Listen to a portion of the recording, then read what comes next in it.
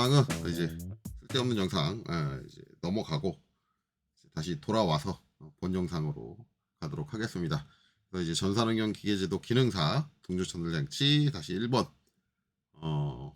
이번에는 이제 부품 5번이죠. 스퍼기어.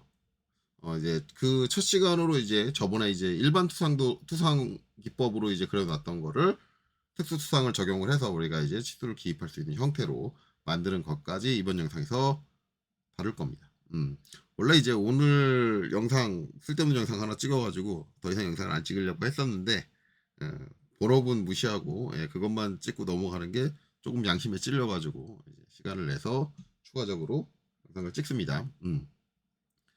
일단 이제 스포기어 정리하는데 거의 이제 대부분의 상황 자체는 이전에 했었던 요 V벨트 풀리하고 다르지 않습니다. 그냥 그 끝단의 형상이 다르고 이제 끝단의 형상이 다르다 보니까 스포기어의 좀 특징적인 부분이 발생을 하는 거예요. 그래서 이제 하는 거고, 그 다음에 이제 여기서 또 한 가지 이제 얘기가 나올 부분은 이제 아마 요 키홈의 방향인데, 요 키홈의 방향을 어떻게 해서 투상을 전개를 할 거냐는 이전에 했던 V벨트 풀리하고 똑같습니다. 그래서 아마 여기 내용에 가면 이제 디테일하게 내용이 나올 거니까 그건 거기를 참고하시면 될 것 같고, 지금 여기는 똑같이 그냥 위로 가게 정리를 할 겁니다. 어쨌든 이제 요 부분이 어떻게 표현돼야 되느냐는 이제 둘 중 하나죠. 야, 정확히 말하면 이제 둘이 아니라 이제 넷인데 방향. 자, 얘를 이제 이렇게 해서 할 거냐, 이렇게 해서 할 거냐, 이렇게 해서 할 거냐. 일단 아래로 가나 위로 가나 상관없습니다. 상관없는데 일반적으로는 가공 방향에 맞춘다 그랬죠. 그러면 위로 보내는 게 맞아요. 만약에 위쪽으로 보내서 가공을 할 거냐, 아래쪽으로 보내서 가공할 거냐, 이 둘 중에 하나를 택한다 그러면 위쪽으로 보내서 가공하는 게 맞습니다. 왜냐하면 아래쪽으로 이렇게 보내가지고 가공을 하게 되면 가공 툴이 저기 가공되고 있는 가공부를 가려요. 가려서 작업자가 이렇게 눈으로 딱 봤을 때 가공되고 있는 모습이 제대로 안 보입니다. 안 보여서 좀 확인이 안 되는 부분이 있기 때문에 일반적으로는 눈에 잘 보이게 요거를 위쪽으로 해줘야지, 위쪽으로 이제 놓게 해줘야지, 위쪽에서 이제 가공되고 있는 게 가공 툴이 가공되는 부위보다 아래에 있으니까 가공되고 있는 부분이 제대로 가공되고 있는지가 좀 식별이 됩니다. 그래서 육안으로 확인할 수 있기 좋으려면 위쪽으로 보내는 게 많고, 그 다음에 이제 좌냐 우냐 이렇게 생각을 했을 때는 이제 어떻게 보면 저 우측 방향으로 놓은 게 가공 툴에 가려집니다. 그러니까 내가 바라보는 시선의 뒤쪽에 있다는 얘기거든요. 가공부가. 그러면 이제 가공 툴이 그 앞으로 지나가기 때문에 가공 툴이 가려요. 그래서 마찬가지로 가공되고 있는 형상이 잘 안 보일 수 있기 때문에 일반적으로는 이 앞쪽으로 빼준다. 이렇게 생각을 하면 되는데, 이게 이제 좌우로 전개했을 때 문제는 이제 어차피 여기 이제 수문선들이 많으니까 저 수문선들을 외형선으로 바꾸기 위해서 단면을 칠 거란 말이에요. 단면을 치게 되면 이렇게 돼 있으면 어떻게 돼요? 단면을 치는 순간 저 키홈이 잘려서 없어지는 쪽이죠. 단면을 치는 순간 잘려서 없어지는 쪽이기 때문에 키홈이 여기서 표현이 안 돼요. 여기서 표현이 안 되기 때문에 그렇게 권장하지는 않습니다.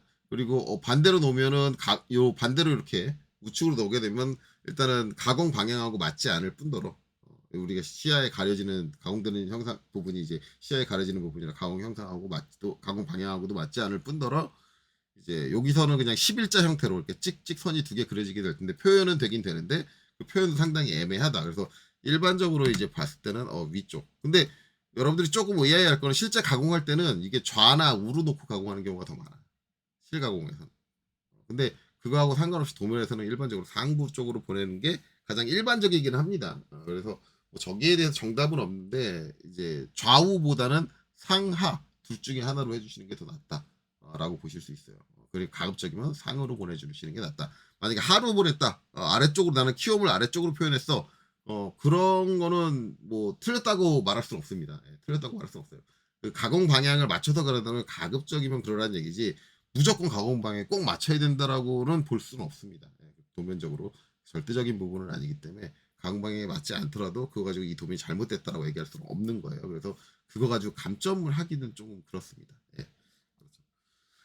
자, 그래서 그렇습니다. 그래서 이제 키움 방향은 이제 추가적으로 간단히 설명하면 이렇게 되고, 이제 자세한 건 이제 V벨트 플리 쪽에 가시면 이제 그때 한번 자세하게 얘기하니까 그걸 참고하시면 될 것 같고, 그 다음에 이제 여기를 이제 결국은 이제 단면을 쳐야겠죠. 왜냐면 단면을 치는 이유에 대해서 명확히 제가 설명을 드리는데 이렇게 수문선이 많이 있죠. 그러면 이제 우리가 손재도 할 때 수문선이 많으면은 저 수문선을 일일이 그리려면 상당히 시간이 오래 걸리니 이제 그거를 간략화하려면 어떻게 해야 돼? 얘가 수문선이 아니고 결국은 이제 외형선으로 표현돼야 된다. 그렇죠?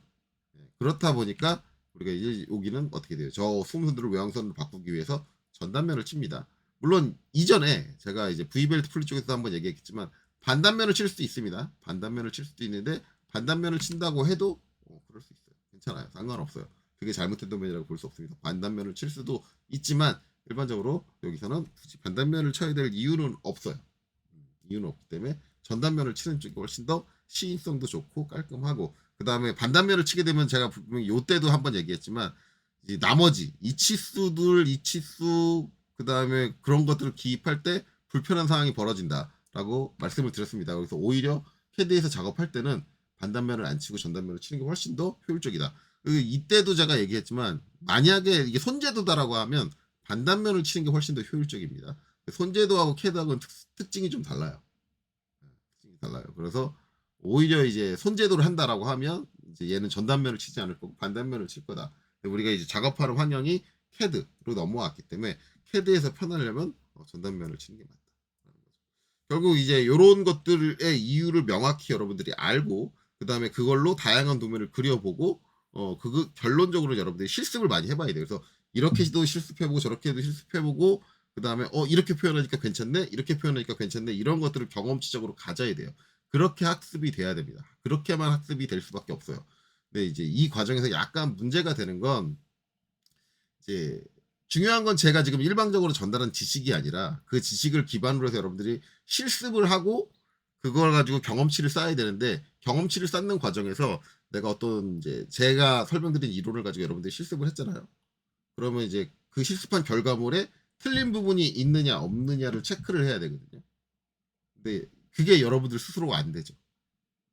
이게 온라인 교육의 한계입니다. 지금 제가 유튜브 영상이라든가 그런 걸로 거의 대부분 독학하시는 분들은 유튜브 영상을 보고 독학을 하실 텐데 이거의 한계가 그거예요. 왜냐하면 여러분들이 이제 여러분들 스스로 판단으로 실습을 했을 때 뭐 틀린 부분이 있으면 그걸 누가 지적을 해줘야 되는데 지적을 해줄 수 없다.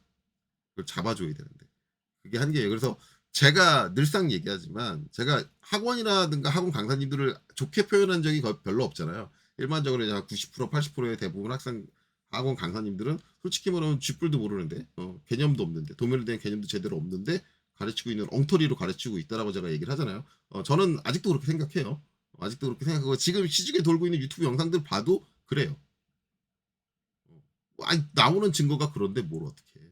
그리고 제가 어떤 강사들 여러 명의 강사님들을 만날 수 있는 자리에서 강사님들하고 얘기를 나눠봐도 그래요. 진짜 엉터리들이 많아요. 그게 현실인데 그럼에도 불구하고 학원을 갈 수밖에 없습니다. 학원에 가서 그러니까 여러분들한테 제가 말씀드리는 거는 학원에 가는데 분명히 엉터리 강사님만 있지는 않을 거예요. 어딘가는 제대로 가르치는 강사님도 있겠죠. 그러니까 그런 학원을 찾아라 라고밖에 말씀드릴 수밖에 없어요. 반드시 여러분들이 이제 실습했을 때 그거를 강사가 여러분들이 작업하는 걸 직접 바라보고 그 과정에서 어떤 문제가 있는지 뭐가 잘못됐는지 이런 것들을 체크하고 지적하고 이제 힌트를 해줘야 돼요. 이제 대부분 이제 유튜브 영상에서 간혹 가다가 제가 진짜 마음에 안 들어하는 건데 뭐 캐드 1분 완성, 2분 완성 그거 안 됩니다. 뭐 10분 완성, 10분을 줘도 안 돼요. 뭐 30분 완성, 30분이 안 돼요. 캐드가 그 시간으로 정복이 안 돼요. 여러분들 학습하시는 분들이 되게 잘못 생각하시는 게 학습하시는 시간이 여러분들 캐드 학습하시는 시간이 상당히 오래 걸립니다. 짧게 안 돼요. 뭐 캐드 그 쉬운 거 짧게 할 수 있어. 말 같지 않은 소리 하지 말라 그러세요. 왜냐하면 강사가 일반적으로 지식을 전달하는 거. 그러니까 뭐 2분 완성 그러면 2분 동안 혼자서 다 떠들 거예요. 여러 가지 되게 빠르게 쫙 떠듭니다. 떠드는데 그거 봤다고 해서 그게 여러분들 께 돼요? 안 돼요. 안 됩니다. 왜냐하면 이건 학습에 여러분들이 원리를 알아야 되는데 학습 원리 얘기하니까는 약간 3000% 빠지긴 할 텐데 제가 좀 여러분들한테 추천드리고 싶은 영상이 하나 있어요. 제가 이제 유튜브 보면서 자동차 유튜브를 좀 보는데 그 중에서 이제 제가 즐겨보는 게 이제 모카라는 채널입니다. 예, 모카라는 채널. 뭐 아시는 분들은 다 아실 거예요. 자동차 좋아하시는 분들은 거의 다 보고 아실 거예요. 그래서 김한용 유튜버님이 운영하시는 이제 모카라는 채널이 있는데 제가 이 김한용님을 되게 좋아해요. 되게 좋아하는 게 이분이 옳은 소리를 많이 하세요. 옳은 소리. 그러니까 간단하게 얘기하면 이제 우리나라 사람들 거의 대부분 중국을 싫어하죠. 중국을 싫어하는데 이분이 중국 차에 대해서 얘기를 하고 막 그러는데 그러면 이제 댓글들이 막 악플들이 달려요. 달리는데 이분은 꿋꿋하게 중국 차가 좋다 좋다 좋다 얘기를 하죠. 근데 저도 중국 싫어하거든요. 근데 지금 사람들 잘못 생각하고 있는 게 있어요. 중국이 싫다고 해서 중국 기술이 진짜 우리보다 뒤처졌느냐? 그거는 따져봐야죠. 그걸 따져보려면 어떻게 해야 돼요? 중국의 제품을 실제로 봐야 돼요. 보고 써보고 진짜 이게 우리나라 제품보다 떨어지느냐 경험을 해봐야 돼요. 그냥 막연히 중국이 싫다 그래서 걔네는 후진국이야 우리보다 기술이 떨어져 걔네들이 만든 건 다 엉터리야. 너네들 뭐야 인터넷으로 중국 제품 사봐. 근데 중국 제품 싸구려 사놓고 1, 2만 원짜리 싸구려 제품 사놓고 가성비라고 그래놓고 그 제품의 퀄리티랑 품질을 논하는 것 자체는 말이 안 되는 거예요. 중국 사람들도 그렇게 얘기를 해요. 우리나라 제품 중에 비싼 제품 사봐라. 그럼 진짜 기술력이 떨어지나. 그 여러분도 경험해봐야 돼요. 중국이 싫다고 해도 중국의 기술력이 어느 정도인지 객관적으로 판단을 하고 우리보다 분명히 좋은 점이 있을 거라며 잘하는 점이 있단 말이에요. 제가 딱 까놓고 얘기하면 지금 설계 쪽 업계에서 중국 쪽 외주로 설계 나가는 경우가 되게 많이 늘어나고 있습니다. 왜? 국내 설계보다 중국 설계가 더 잘해요 지금. 설계 기술력이 중국이 더 높은 경우가 있어요. 그래서 단가도 싸지 거기다 설계는 우리나라 애들보다 잘해. 그래서 지금 프리랜서 설계하시는 분들이 요새 하는 얘기 뭐냐면 다 중국으로 넘어간다고. 넘어갈 수밖에 없어요. 왜? 그만큼 걔네들 설계 기술력이 뛰어나니까. 근데 그 기술력이 뛰어날 수밖에 없는 게 우리나라는 어느 정도 산업이 안정권에 들었잖아요. 그러니까는 이제 그 안정권에 든 회사들의 특징이 뭐냐면 실패해서 돈 날리는 걸 되게 싫어해요. 도전을 안 한다는 얘기죠. 근데 중국 애들은 그게 없어요. 제가 지켜봤는데 중국 애들은 하고 말면 안 되면 돈 날렸다 생각하고 더 투자해서 개선하지 뭐 이거예요. 그러니까 기술 발전이 지금 빠른 거예요. 겁이 없어서. 물론 거기에 우후죽순경으로 망해 나가는 회사들도 있고. 어쨌든 그래요. 그런 식으로 이제 중국을 판단을 해야 되는데 우리나라 사람들 대부분 막 그냥 막연한 중국 반발 심리에서 아니야 아니야 아니야 아니야라고 얘기하잖아요. 근데 이분은 꿋꿋하게 그런 얘기를 해요. 근데 이제 이분이 다룬 내용 중에 뭐가 있냐면 AI에 대해서 다룬 게 있어요. 이제 이거 AI 얘기가 나온 게 이제 자동 운행, 풀셀프 드라이빙 뭐 이런 거 그렇죠? 자율주행, 자율주행이죠. 자율주행 관련된 건데 우리나라 현대자동차가 HDA2가 갖고 있는 기능이 그게 있죠. 차선 자동 변경. 이거 저는 못 써봤어요. 못 써봤는데 김한용 기자님이 하시는 말씀이 안 된다 그러더라고요. 해도. 근데 왜 안 되느냐? 우리나라 도로에 차가 많잖아요. 그럼 껴들려면 이 여기에는 프로그램 어떻게 돼 있냐면 뒤에 차가 있으면 가까운 데에 차가 있으면 껴들지 마요. 왜? 사고 나니까. 그렇잖아요. 근데 이제 그런 식으로 가르치면 어떻게 돼요? 안 된다라는 거죠. 인공지능한테 그런 식으로 학습을 시키면 그냥 죽었다 깨나도 못 차선을 변경 못 하는 거예요. 차가 왜 차선 변경할 때 뒤에 차가 없는 경우가 어디 있어? 저도 운전을 하고 다니지만 그런 경우가 없어요. 그럼 죽었다 깨나도 차선 변경 못 하는 거예요. 그럼 그 뭐를 위한 기능이야? 그럼 일반 사람들이 차선 변경을 하는데 뒤에 차가 있다고 차선 변경을 못 하느냐? 그건 아니잖아요. 왜?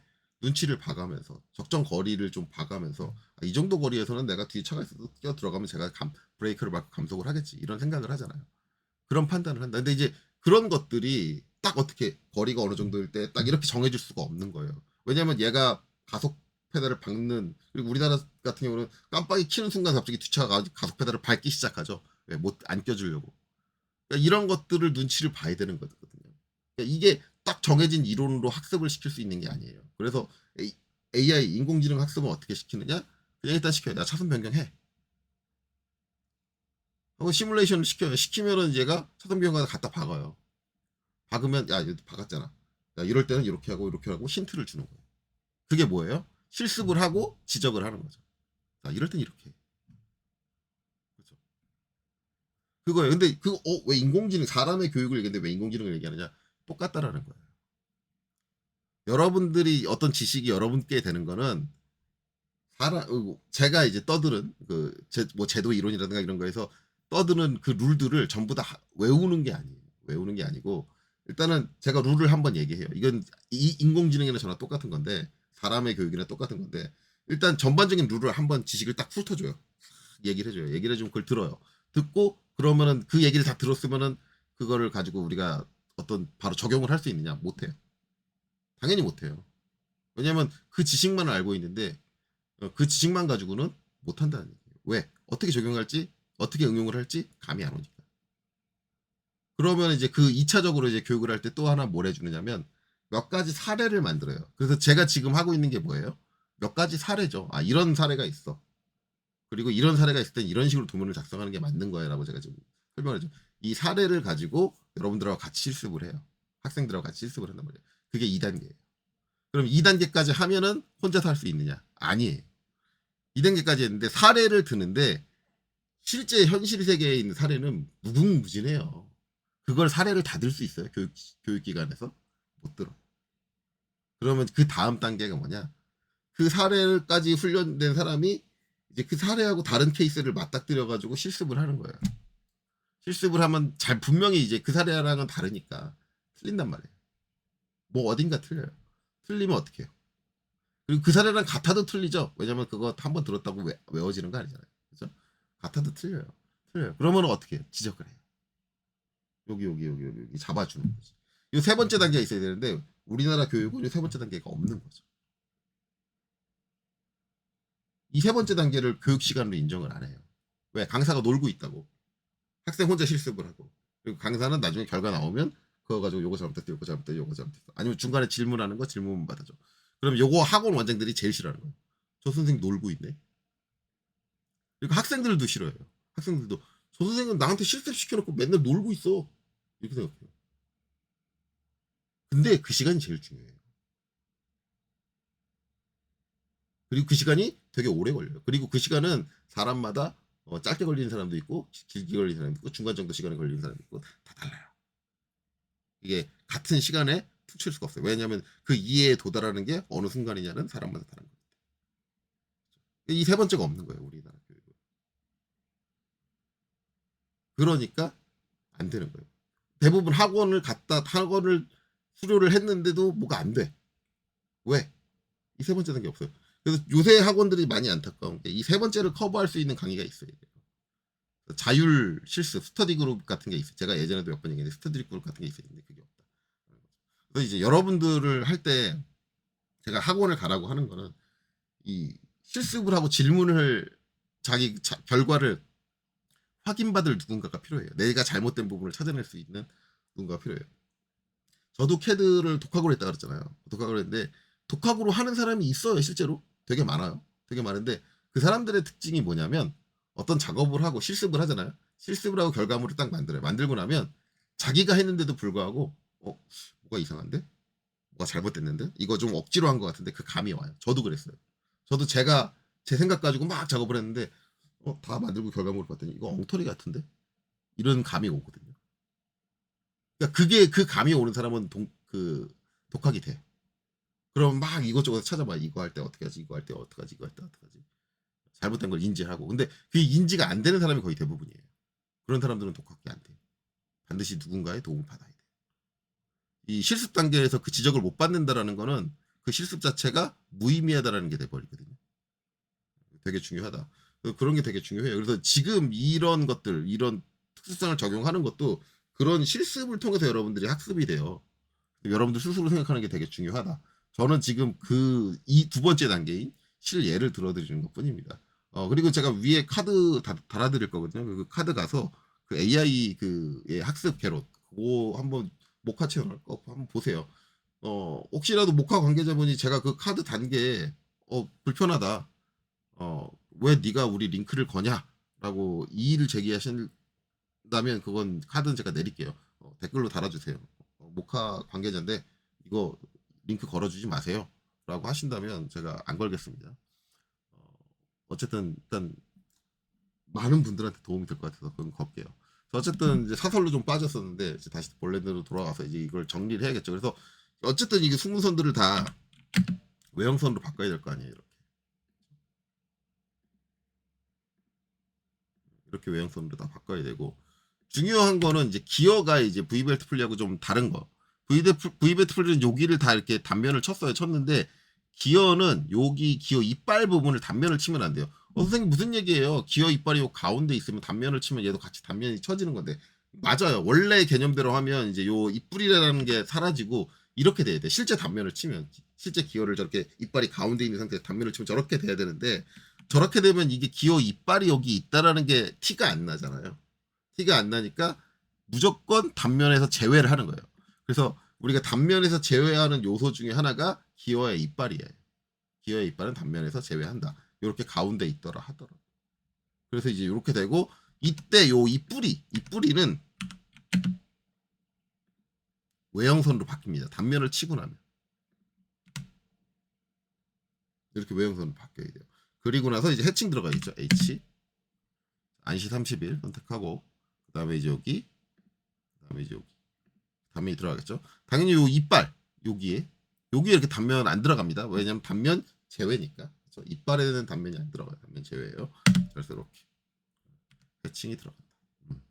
그래서 이렇게 정리가 되죠. 얘는. 이렇게 정리가 되고 그 다음에 이제 요거는 제가 요 V벨트 풀릴 때도 얘기를 했었는데 요거 제가 지금 여기 키움 파진 거 여기랑 높이 맞춰서 그때 그렸을 거예요. 기본 투상할 때. 근데 실제 우리 제도에서 이렇게 표현하지 않는다고 제가 말씀드렸습니다. 왜냐하면 우리가 손제도 할 때 저렇게 안 했어요. 저기 따가지고 안 했어요. 따가지 안 하고 어떻게 해요? 그냥 이게 12파이였잖아요. 12파이 그대로 그냥 이렇게 표시를 해요. 그럼 실제 투상하고는 틀린 거잖아요. 예. 실제 투상 개념에서는 틀립니다. 틀리는데 이 부분은 어차피 자로 잴 게 아니잖아요. 우리가. 이렇게 그려도 상관은 없는 거예요. 단지 이제 치수를 표현할 때 치수를 요렇게 여기에 치수 보조선이 연결되게 이렇게 표현하면 안 되고 뭐예요? 이것처럼 연결을 하지 말아야지. 요렇게만 하면 돼요. 그러면 저기가 거기를 따가지고 투성한 것과 별반 차이가 없다. 그렇죠? 그렇기 때문에 꼭 저기를 이제 저기랑 맞춰서 그려야 된다라는 거는 너무 강박이에요. 강박. 그럴 필요는 없어요. 우리가 원래 예전에 손제도 할 때도 그런 강박은 갖지 않았어요. 그러니까 우리가 알고 있는 제도 기법을 거의 손제도에서 넘어왔는데 굳이 그럴 필요가 뭐 있냐. 이 부분이 지금 어떻게 표현됐느냐. 저기를 실제 따서 표현했느냐 아니면 그냥 C 파일을 표현했느냐에 가지고 이 부분의 형상이 뭐 달라진다든가 특이해지진 않아요. 그러니까 거기에 대한 강박은 가질 필요 없다. 그래서 이렇게 되면 되고 그 다음에 전체 형상이 좌우 대칭이잖아요. 그렇기 때문에 우린 대칭 기준으로 치수대 기입을 할 거니까 가운데에 중심선은 넣어주는 게 맞겠죠. 대칭 기준으로 치수를 기입을 할 거니까 LEN D 2mm. 그래서 이렇게 연장해주고 중심선 연장하는 거는 진짜 깔끔하게 하세요. 깔끔하게 튀어나온 양들이 다 일정하게 이렇게 정리해 주시면 되고 그 다음에 이제 여기는 당연히 이렇게 정리하겠죠. 부프트상도 이제 이 부분 정리하는데 기어 이빨을 표현을 해야 된다? 안 하죠. 원래 요거 지금 그려놓은 거는 제가 이제 여기 기어 이빨 그리는 법 설명하기 위해서 예전에 그렸을 거예요. 근데 원래는 이렇게 표현하죠. 기어는 애당초 저렇게 표현하기로 약속이 돼 있어요. 약속이 돼 있어요. 그렇죠? 약속이 되기 때문에 이렇게 표현해도 전혀 문제가 없다. 무방하다라는 건데 실제 요새 실무 가면은 그렇지 않아요. 실무에서 이렇게 표현하면 간혹가다 고객사들이 뭐라고 할 때가 있어요. 그러니까 어차피 일을 받아서 하는 거니까 고객사가 아니 저기 기어예요? 기어가 어떻게 저렇게 원기둥처럼 생겼어요? 이렇게 하시는 분들이 돼요. 엄밀히 따지면 그분이 멍청한 거예요. 그렇게 말하는 고객사가 멍청한 거예요. 말이 안 되는 소리죠. 아니 제가 예전에 싸운 적도 있어요. 고객하고. 아니 제도에 대해서 아세요? 제도에서는 기여를 그렇게 저렇게 표현하기로 약속돼 있는 거예요. 2D에서는 라고 얘기했는데 그렇다고 의리 갑을 이길 수는 있나요? 그분이 그거는 난 모르겠고 기어면 기어 이빨 다 써야 되고 기어처럼 그려주세요. 그러면 할 수가 없는 거죠. 그래서 이제 저 실무할 때는 기어 이빨을 이렇게 그리고 이걸 뺑 둘러가지고 이빨 다 나가지고 이빨 표현 다 해줬어요. 실무에선 그래요. 그러니까 솔직히 이제 도면적으로는 잘못된 게 아닌데 실무에서는 이제 억지 부리는 갑이 있기 때문에 그런 일이 발생할 수도 있다. 그래서 요새는 이제 거의 실무도 기어 이빨을 다 그려주는 추세예요. 그려주는 추세고. 그리고 이제 실제 도면 표현할 때 이 부분이 다 표현될 필요는 없죠. 실제 제도법상에서는 이렇게 국부 투상만 표현을 해주면 돼요. 왜냐하면 지금 여기에 관련된 치수들은 다 여기서 뽑을 수 있어요. 지금 여기 기입된 치수는 뭐예요? 여기서 뽑을 수 없는 치수죠. 그럼 실제 우리가 필요한 도면의 2D 도면에서 필요한 형상은 저기 키업 나져 있는 저 구멍의 국부적인 형상만 필요해요. 그렇기 때문에 이 부분이 다 표현돼야 될 이유가 전혀 없어요. 그런데 요새 실무에서 저렇게 그리면, 이렇게 그리면 욕먹어요. 왜냐하면 조립도 구성할 때는 이게 필요하거든요. 그리고 요새는 단품도는 조립도에 사용되는 도면을 그대로 갖고 와요. 그래서 실무적인 개념에서는 아마 이제 다 그려줄 거다. 이빨까지도 싹 다 그려줄 거다. 근데 우리가 일반적으로 알고 있는 제도법상에서는 원래는 이렇게 국부적으로 표현해 주는 게 맞습니다. 그래서 이건 지울 거예요. 지울 거고, 이제 또 한 가지 여기 기어 이빨. 기어 이빨 그리는 방법은 솔직히 기어 이빨을 우리가 실질적으로 못 그려요. 그릴 수는 있죠. 제가 이제 기어 이빨 그리는 법에 대해 했을 거예요. 원래 이제 기어 이빨이 이제 요 상부는 인벌루트부가 존재를 하고요. 하부는 이제 드로볼루트 또는 이제 드로코이드 부분이 존재를 하죠. 이 두 가지를 그리는 방식이 이렇게 간단하진 않아요. 그리는 게 불가능한 건 아닌데 간단하진 않아요. 그건 이제 제도 이론 쪽에 영상 가서 저 이제 인벌루트 곡선 그리는 방법하고 이제 드로코이드 곡선 그리는 방법을 보시면 돼요. 상당히 어려운 방법으로 힘들게 그립니다. 이게 제대로 된 형상인데 이제 어차피 그건 이제 형상적으로만 표현해도 되니까 일반적으로는 어떻게 돼요? 여러분들이 시중에서 돌고 있는 알고 있는 약식 방식으로 이제 그려주죠. 근데 혹시라도 그 약식 방식으로 그려가지고 그걸 그대로 출력해서 쓰겠다라고 하면은 솔직히 말하면 문제가 있어요. 왜냐하면 이제 그게 동작을 아예 안 하는 건 아닌데 아예 안 하는 건 아닌데 실제 속도라든가 그런 것들이 안 맞을 거예요. 실제 기어하고는. 그거는 이제 유의하셔라. 어쨌든 이제 요건 다 그릴 필요는 없다. 그래서 이제 이거는 지워줄 겁니다. 우리는 지금 그걸 다 그리진 않을 거니까 우리는 제도법대로 일단 행할 겁니다. 나중에 실무에 가서 뭐 어째라 저째라 하는 거는 이제 그 회사의 그 방식에 따라 가면 되는 거고. 그래서 이제 실제 정리를 끝내면은 이제 이렇게 정리가 돼요. 이 정리가 다 끝난 거예요. V벨트 풀리하고 큰 차이 없습니다. 예, 큰 차이 없죠. 예, 또 거의 이제 비슷한 개념으로 같이 이렇게 가요. 근데 이제 여기서 이제 제가 말하고 싶은 게 한 가지가 있는데, 이 이제 기어 쪽에 단면을 치는 거, 이게 문제인데, 일반적으로 이제 저게 단면을 친 이유가 저기가 기어기 때문에 단면을 친 게 아니거든요. 근데 실제 보면은 저게 기어기 때문에 단면을 친 걸로 생각하시는 분들이 계세요. 그래서 이제 제가 예시를 들기 위해서 이제 이런 기어를 했죠. 일체형 기어. 축하고 분리되지 않은 일체형 기어예요. 그러면 이쪽에 구멍이 단 한 개도 없잖아요. 그렇죠? 구멍이 하나도 없고 구멍이 없다 보니까 뭐예요? 수문선이 하나도 없죠. 근데 이게 수문선이 하나도 없는데 이걸 어떻게 그리시냐면 이렇게 그리시는 분들이 도면 정리야 특수성 정리하라 그러면 스플라인으로 SPL로 지그 제그 그렇죠? 이렇게 이게 뭐예요? 네. 파단선을 그려주고 여기는 단면을 쳤다고 생각을 해서 여기를 딱 이렇게 잘라줘요. 그리고 여기 이 뿌리를 외형선으로 이렇게 그려줘요. 그 다음에 해칭. 그래서 안시 31로 이 안쪽에다 아이고 여기까지 해칭이 들어갔네요. 왜 들어갔지? 뭐가 문제가 있나? 어디가 터졌나? 다시 한번 해볼게요. 아래쪽. 아닌데 안 터졌는데. 네. 자 이렇게 해요. 자 이거 잘못됐습니다. 틀렸어요. 네, 이건 틀린 거예요. 명백하게 틀린 거예요. 왜냐면 저기에 단면을 칠 이유가 단 하나도 없거든요. 안쪽에 수문선이 하나도 없어요. 뚫려있는 구멍이 없어요. 근데 단면을 왜 쳐요? 단면을 치는 이유는 그 수문선으로 외형선을 바꾸기 위해서 친 거지 제가 기어기 때문에 친 거 아니에요. 여기서 이렇게 단면을 치는 분들은 뭐냐면 기어는 무조건 단면을 쳐서 표현을 해야 된다. 왜냐하면 지금 본인들이 알고 있는 요 기어 이빨의 표현이 꼭 저런 식으로 나와야 된다라는 관념이 계신 거예요. 근데 기어의 이빨이 꼭 저렇게 나와야 되는 거는 아니거든요. 이게 단면을 안 쳤을 때 표현하는 방법이 따로 있어요. 그게 따로 있다라는 게 뭐냐면 단면을 안 쳐도 된다라는 거예요. 그럼에도 불구하고 여긴 단면을 친 이유는 뭐냐? 안쪽에 수문선들이 있었으니까. 그러니까 단면을 치는 이유를 명확하게 알아야 돼. 근데 이 부분에 대해서는 강사님들도 문제가 있어요. 지금 강사님들 어떻게 가르치냐면 선생님 거기 단면을 왜 쳤어요? 라고 하면 야, 대부분 기어 다 그려놓은 거 봐봐. 이거 너 갖고 있는 답지들 봐봐. 기어 다 단면 쳤지. 뭘 기어가 나오면 단면을 치는 거야. 이렇게 가르치는 강사님들 허다 없이 많이 봤어요. 진짜 많이 봤어요. 그렇게 가르치니까 이유를 명확하게 단면을 치는 이유를 명확하게 얘기를 해주지 않으니까 일단 학생들이 혼란이 와요. 처음에 알려주는 지식 자체가 잘못된 경우가 되게 많아요. 실습의 문제가 아니라 지식 자체가. 거기다가 이제 제가 이제 학생이라면은 이렇게 했다라고 하면은 그래 학생이니까 단면을 치는 이유를 아직 명확하게 이해를 못 했겠거니라고 생각을 해요. 학생이 이러면 이해를 하겠는데 제가 유튜브를 보다 보니까는 학원 강사님이 유튜브에서 강의 영상을 이렇게 하더라고요. 얘랑 비슷한 형태였어요. 이렇게 일체형 기어였는데 이걸 이렇게 단면을 쳐요.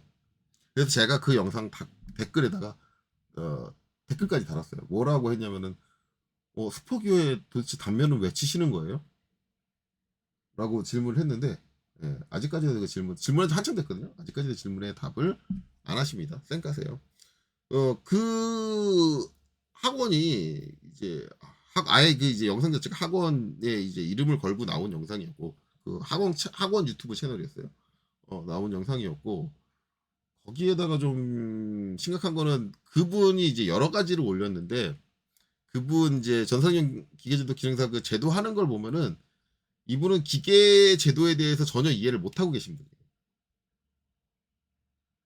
치수를 기입하는 형태라든가 뭐 도면을 정리하는 형태라든가 이걸 보면은 기계 제도를 몰라요. 진짜 제대로 몰라요. 저는 어떻게 느끼냐면 그분은 학생 수준이다. 일반 학생. 공부 좀 한 기계 제도에 대한 공부를 한 학생 수준이에요.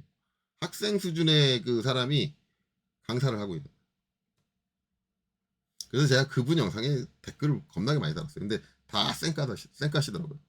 뭐 그거 쌩까는 건 본인 자유니까. 근데 이제 그 영상 보면서 제가 제일 안타까웠던 거는 그 학원 학생들은 정말 불쌍하다. 그게 특정 지역에 있는 학원인데 그 지역에서 꽤 유명한 학원으로 제가 알고 있거든요. 그러면은 그 지역에서 그 학원 다니는 학생들은 참 저렇게 엉터리로 배워가지고 어떡하냐 라는 생각이 팍 들더라고요.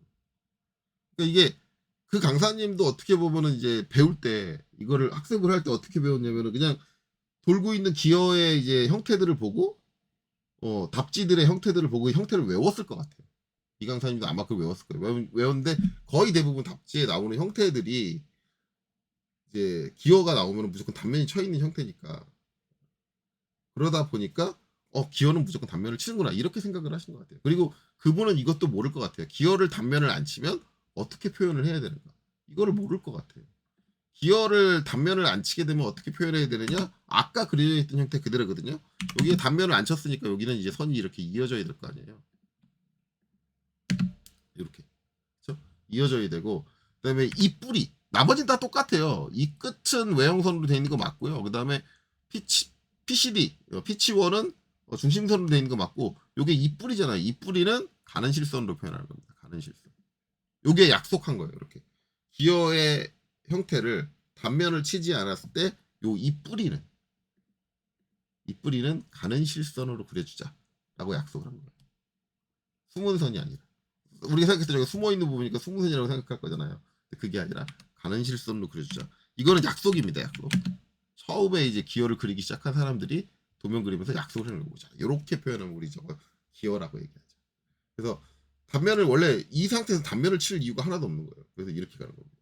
그러면 이제 여러분들이 의아한 게 있죠. 그러면 왜 시중에 돌고 있는 거의 대부분의 답지들은 이렇게 단면을 친 게 맞냐라고 하면 그 단면 쳐져 있는 것들 보세요. 다 보면은 전부 다 안쪽에 이렇게 수문선으로 표현될 만한 요소들이 있습니다.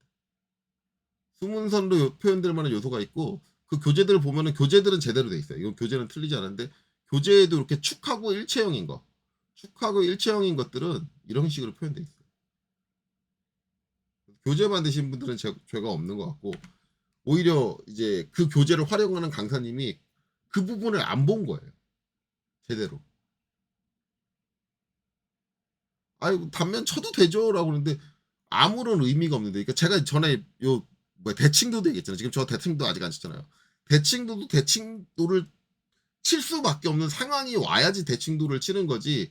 그 상황이 오지 않았는데 친다라는 건 잘못했다고 얘기했잖아요. 이 단면도도 마찬가지예요. 단면도를 쳐야 될 상황이 와야지 단면을 치는 거지. 그 상황에 도달하지 않았는데 단면을 친 건 잘못한 거예요.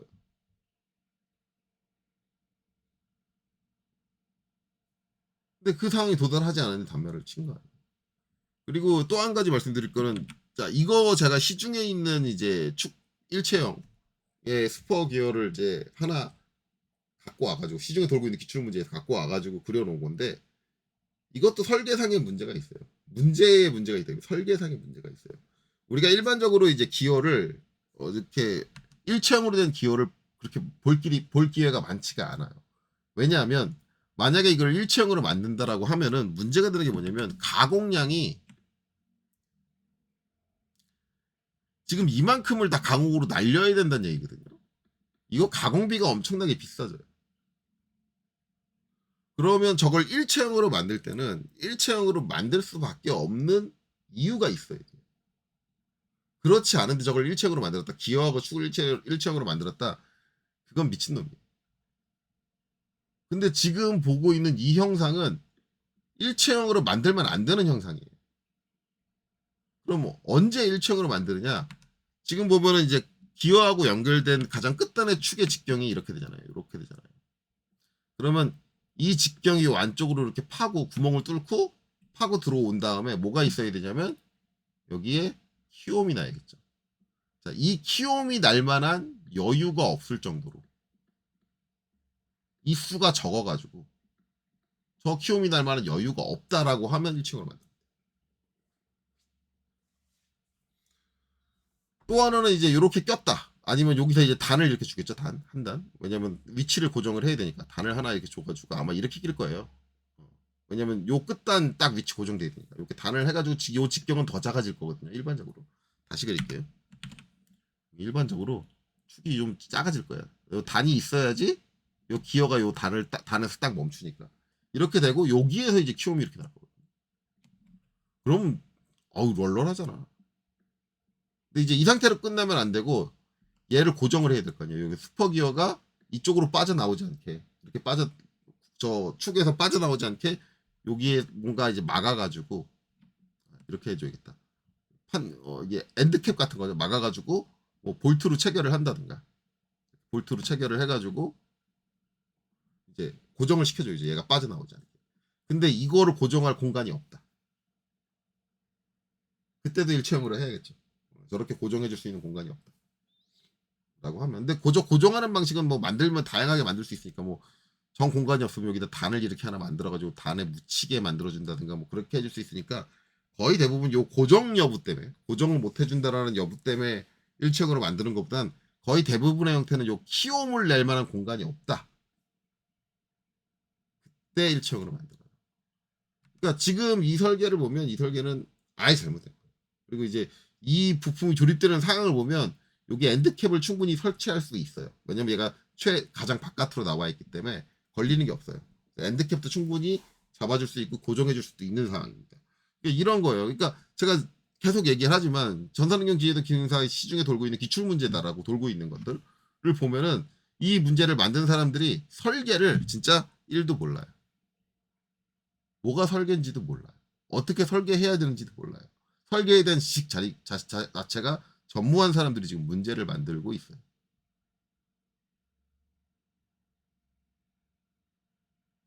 얘가 일체형이 되려면 최소한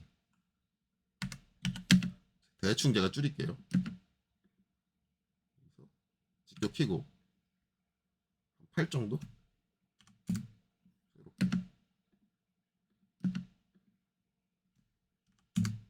이렇게 되면 여기서 이제 안쪽에 있는 축이 좀 아주 이렇게 가늘게 잡지 않으면 여기 얇게 잡지 않으면 키움을 내기가 힘들어요. 요 키움하고 얘하고 어느 정도 거리가 떨어져야 돼. 이 뿌리하고 어느 정도 거리가 좀 떨어져야지 두께가 형성이 되고 그 다음에 그럴 수도 있거든요. 근데 이제 그러려면 여기 안쪽에 얘를 잡아주는 축 자체가 되게 얇아져야 돼요.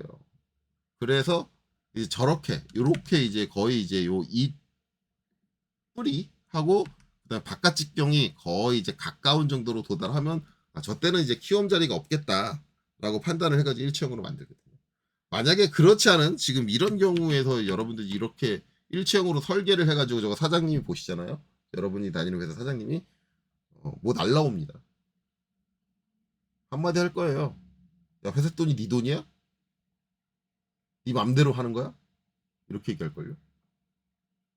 온갖 욕을 할 거예요. 근데 솔직히 제가 이제 설계 쪽을 일했던 사람으로 얘기를 하자면 욕 먹어도 싸요. 이렇게 설계를 하는 거는 진짜 욕 먹어도 싸요. 왜냐하면 설계 개념 자체가 없는 거예요. 그러니까 제가 계속 얘기하잖아요. 설계하는 사람은 제조를 알아야 돼요. 어떻게 만든다라는 걸 알아야 돼요. 그리고 그 제조를 하는데 얼마만큼의 비용이 든다도 알아야 돼요. 경제성이 제가 항상 포함된다고 했잖아요. 그러니까 우리가 지금 도면을 그리는 행위는 제조, 어떻게 만든다. 그리고 경제성. 이걸 다 알아야지, 아, 내가 도면을 어떻게 꾸미지? 나오는 거예요. 설계를 어떻게 뿌리지? 나오는 거예요. 이걸 알 수밖에, 알아야 될 수밖에 없어요. 네, 그런 거고. 자, 어쨌든 이제 최종 마무리를 짓자면은, 중요한 거. 요걸 지우면 안 되겠다. 중요한 걸 설명하려면. 자, 절대 일체형에서 기어의 단면을 치지 마십시오. 잘못된 겁니다. 틀린 거예요. 그건 감점 당해야 돼요. 그리고 혹시라도 인터넷에서 진짜 제가 그 영상 보고 깜짝 놀랐는데 그렇게 강의하시는 분의 영상을 보면 그분 영상은 두 번 다시 보지 마세요. 참고하지 마세요. 독학하시는 분들 절대 보지 마세요. 그분은 설계 개념이 없다라는 거예요. 기계 제도를 모른다는 얘기예요. 기어는 기계의 요소 중에 가장 기본 중에 하나예요. 근데 그거를 그렇게 모른다? 그분은 정말 죄송하지만 기계 설계를 전산응용 기계도 기능사를 가르치시면 안 되는 분이에요. 제가 그분 영상 댓글에 그렇게 달았어요. 전산응용 기계도 기능사를 가르치시는 분이 기계 제도에 대한 내용을 하나도 모르신다. 라고 이렇게 댓글을 달았어요. 모르시는 것 같습니다. 좀 공부를 더 하시고 학생들을 가르치는 게 맞는 것 같습니다. 절대 그분 영상 지금 올라와 있는 것들은 보지 마세요. 진짜 엉터리입니다. 치수 기입하는 것부터 하나하나가 다 엉터리예요. 좀 유명한 학원에서 올라온 영상이지만 아니에요. 자, 이건 이제 지금 필요 없는 거니까 지웁니다. 지우고 이제 정리는 이렇게 끝났고요. 이제 다음 영상에서 이제 여기다가 치수 기입하고 이제 일반 공차 그다음에 이제 끼워 맞춤 공차, 치수 공차 이런 것들을 적용을 하겠죠. 그래서 이번 영상 여기서 마치도록 하겠습니다. 자, 여기까지 보시느라 수고 많으셨습니다.